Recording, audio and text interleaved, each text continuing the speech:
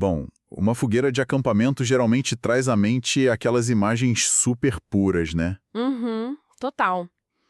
Crianças assando marshmallow, contando histórias de terror, um clima super nostálgico e inofensivo. E a missão da nossa imersão de hoje é justamente entender como alguém conseguiu engarrafar essa memória exata, Exato. mas, transformando isso numa experiência bem extrema. A gente está com os dados da comunidade, notas da cervejaria e estatísticas em mãos para dissecar a Barrel Aged's Mortal Kombat de 2025, da Dimensional Brewing Company. Que nome sensacional. E esse trocadilho com o fliperama clássico dos anos 90 já dá uma boa dica do que esperar. Com certeza. A gente está falando de uma Imperial Stout, ou Double Stout, batendo absurdos 15% de teor alcoólico. 15%? Olha só, é uma base extremamente robusta e, de acordo com as notas de produção, ela passa um bom tempo envelhecendo em barris de bourbon. Olha, eu acho que a gente precisa destrinchar isso por partes, porque 15% de álcool é território de peso pesado mesmo. Ah, sem dúvida. E aí, depois de sair desse barril de bourbon, a descrição oficial relata que a cerveja descansa sobre uma cama de biscoitos Graham, cacau e marshmallow. Basicamente a receita de um s'more. Exatamente. É tipo o chefão final de um acampamento de verão.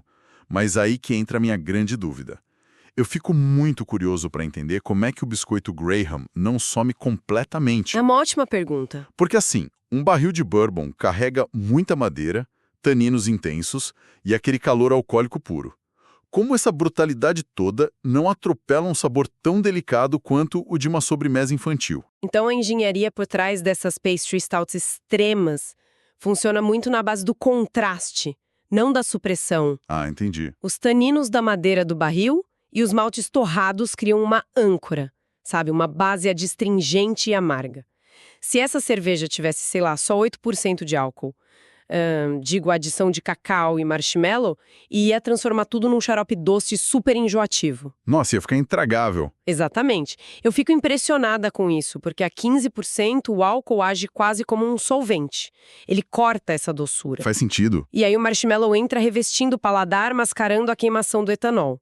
Enquanto isso, o biscoito traz uma doçura mais terrosa, e isso dialoga perfeitamente com aquelas notas de baunilha que o próprio barril de bourbon já solta naturalmente. Caramba. Então, por mais paradoxal que pareça, a bebida meio que precisa dessa agressividade absurda dos 15% para funcionar. Precisamente. Senão o marshmallow e o cacau não teriam espaço para brilhar sem arruinar a experiência. É muito fascinante. É sim, e dá um trabalho imenso. E se uma cervejaria passa por todo esse malabarismo de equilibrar uma sobremesa líquida com química de barris, a expectativa é que a resposta do público mais hardcore seja a altura, né? Com certeza. Olhando para os dados de recepção que a gente tem, a teoria se comprova na prática. Olha, os números mostram um impacto massivo.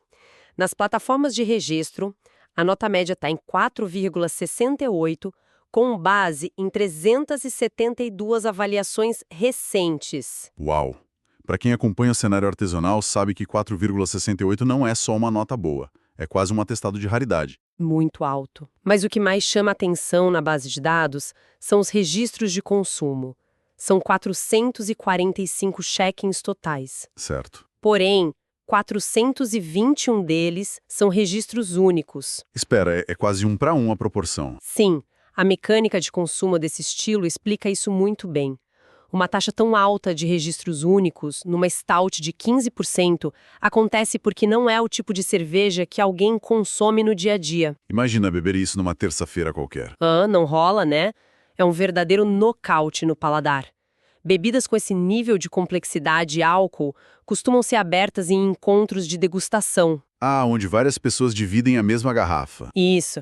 A experiência é tão intensa e a saturação das papilas gustativas é tão rápida que o registro acaba sendo quase sempre de uma ocasião bem pontual e singular. O que também justifica a gente ter só 36 registros no último mês, né? Bem observado. É um produto que ainda consta como em produção. E o que me surpreendeu é que não é uma colaboração. É verdade. A Dimensional Brewing executou toda essa alquimia sozinha, mantendo o interesse da comunidade lá no alto. E o fato de não ser uma collab destaca muito a confiança da cervejaria nos próprios processos. Com certeza. Controlar a extração de sabor de adjuntos, tipo cacau e marshmallow, numa base alcoólica tão volátil e ainda garantir que o resultado final chegue às taças com uma nota 4,68, olha, exige uma precisão técnica de altíssimo nível. No fim das contas, a Mortal Kombat entrega exatamente o que promete.